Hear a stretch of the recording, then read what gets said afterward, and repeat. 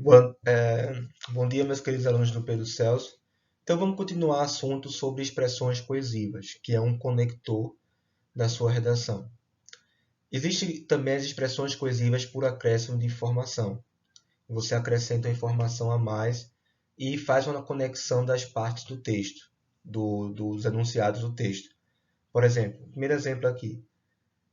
esse primeiro exemplo. É inegável a falta de transparência política em relação aos gastos com o combate ao coronavírus, bem como a falta de clareza suficiente quanto à flexibilização da quarentena. Então você vê que há uma relação entre as partes do texto, né? Entre o enunciado primeiro com o enunciado segundo. Então isso aqui é bem como é uma expressão coesiva por acréscimo de informação. Algumas vezes faltam materiais cirúrgicos, remédios e aparelhos mais avançados nos hospitais públicos de emergência.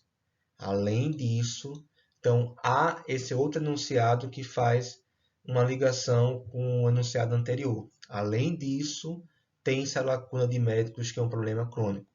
Então, essas palavrinhas, bem como, além disso, você pode utilizar mais na sua redação.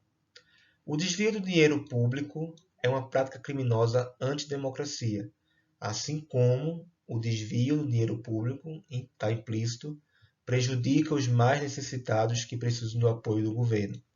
Então, comece a utilizar mais essas estratégias argumentativas. Palavras como bem como, além disso, assim como. Temos também as locuções prepositivas. Locuções prepositivas é o conjunto de palavras com valor de preposição. Então, vamos trabalhar as locuções prepositivas. Existem alguns tipos semânticos, que ela tem um valor, um significado próprio. Temos as locuções prepositivas de causa, que indica a ideia de causa. Palavras como devido a, em virtude de, em razão de, diante de, por conta de, por causa de, em face de. Elas acrescentam a ideia um fato ou a ideia de uma causa, certo? São locuções prepositivas com valor de preposição.